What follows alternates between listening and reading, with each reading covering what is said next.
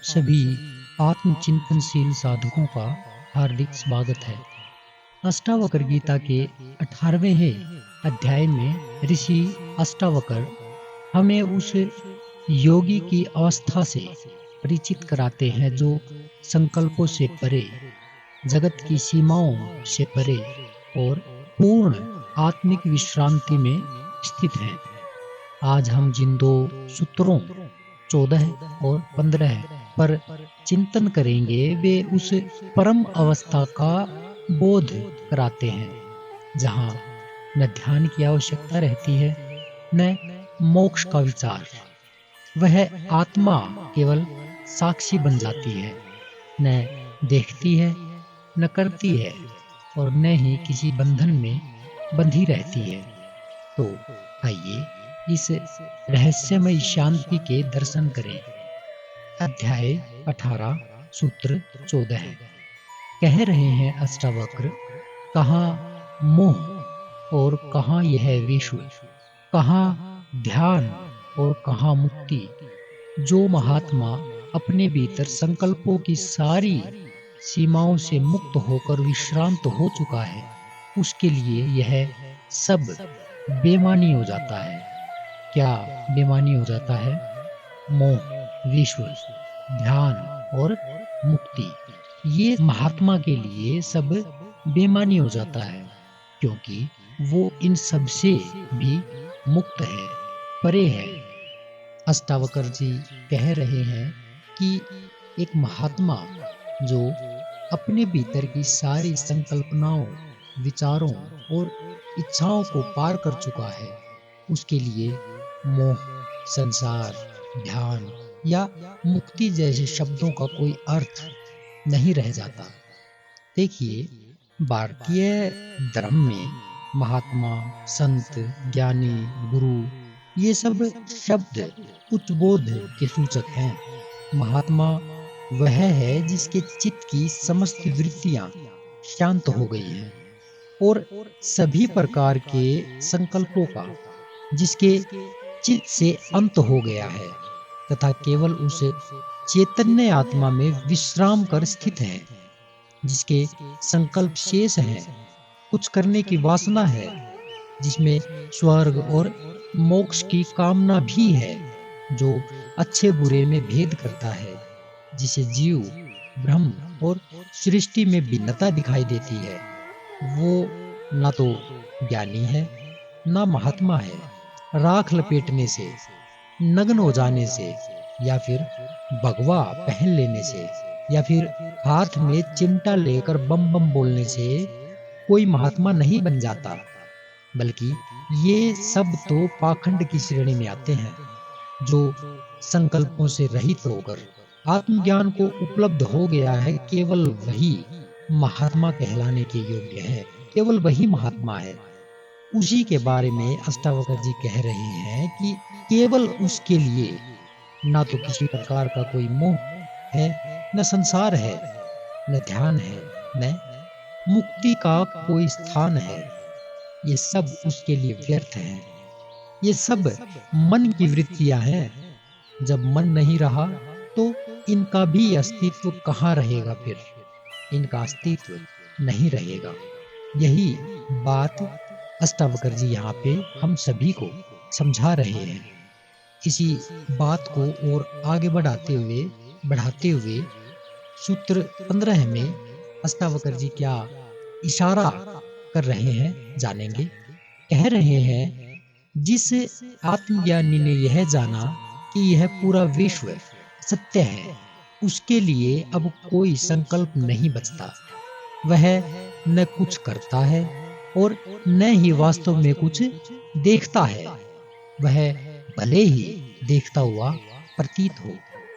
बड़ी ही सूक्ष्म बात यहाँ पे कही गई है। अगर किसी अज्ञानी के कान में ये बात पड़ेगी तो वो उसका अर्थ बिल्कुल भी नहीं निकाल पाएगा। क्यों? क्योंकि वह खुद, उसकी आंखें, उसके कान, उसका देह का एक एक अंग वासनाग्रस्त है। और जो वासनाग्रस्त होता है वो कैसे इन शब्दों को पकड़ सकता है? क्योंकि ये शब्द भी उसको उलझाएंगे। यह श्लोक उस व्यक्ति की दशा को दर्शाता है जिसने इस विश्व को पूर्णतः माया जाना है, जिसे यह बोध हो गया है कि संसार एक भ्रम है, एक नाटक है, और वह उस नाटक में अब संलग्न नहीं रहता, यानी उसमें शामिल नहीं है। केवल दृष्टा बन के उस खेल को, उस भ्रम को, उस संसार को देख रहा है। वह बाह्य रूप से कार्य करता हुआ तो दिखाई पड़ सकता है, परंतु भीतर से वह पूर्ण शांत है, निर्वासन है। न कोई उसकी इच्छा है, न कोई भय है, न कोई प्रतिक्रिया है। वह भले ही आंखों से देख रहा हो, फिर भी वास्तव में कुछ नहीं देखता, क्योंकि उसकी दृष्टि अब भौतिक से हटकर आत्मा में टिक गई है। वह सब में एक ही आत्मा को देखता है, जो न करता है न प्रभावित होता है। जगत को स्वीकार करने वाला, उसी को सत्य समझने वाला केवल वासनाग्रस्त ही है। क्या कहा? जो संसार को स्वीकार करता है, जो केवल संसार को ही सत्य समझता है, वह साधक नहीं है, बल्कि एक वासनाग्रस्त ही है। क्योंकि जिस प्रकार की उसकी रुचि संसार में है, जिस दृष्टि से वह संसार को देखता है, वह सब वासना ही के कारण देखता है।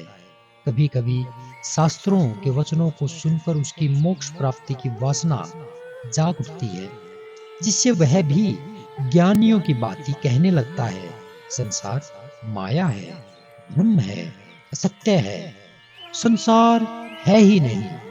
यह रस्सी में सांप की भ्रांति के समान है, किंतु उसने ऐसा जाना नहीं जैसा ज्ञानी ने जाना है। इसलिए उसका संसार को इनकार करना भी झूठ है, इसका अज्ञानी का। अज्ञानी अगर संसार को मना कर रहा है, कह रहा है कि भ्रम है, तो वो स्वयं भ्रमित होकर के ये बातें कह रहा है। उसका ये इनकार झूठ है, पाखंड है, वासना मात्र ही है। क्योंकि मोक्ष की वासना पूर्ति हेतु वह उसे इनकार कर रहा है, संसार से भाग रहा है, हिमालय जा रहा है। इसलिए अष्टावक्र कहते हैं कि ज्ञानी इससे भिन्न स्थिति वाला है, क्योंकि वह वासना रहित हो चुका है। वह इस संसार को देखता हुआ भी नहीं देखता, क्योंकि उसकी अभी संसार में कोई भी वासना शेष नहीं रहती। वह नित्य आत्मा को ही सर्वत्र देखता है, संसार को नहीं। अतः अष्टावक्र गीता के ये श्लोक हमें यह दिखाते हैं कि जब आत्मा अपनी पूर्णता को पहचान लेती है, तो ध्यान, मुक्ति, संसार और मोह ये सब समाप्त हो जाते हैं। जीवन अब कोई खोज नहीं रह जाता, बल्कि एक सहज स्वाभाविक प्रवाह बन जाता है। जिसने यह जान लिया कि जो कुछ है वह माया है, उस योगी के लिए न कोई कर्तव्य रहता है और न ही कोई अपेक्षा। वह न करता है न देखता है, बस आत्मा में स्थित होकर मौन रूप में जीता है। आइए इस स्थिति की ओर बढ़ें, जहां मन का मौन ही सबसे बड़ी साधना बन जाता है। इसी के साथ मिलते हैं अगले सूत्र में। तब तक के लिए नमस्कार।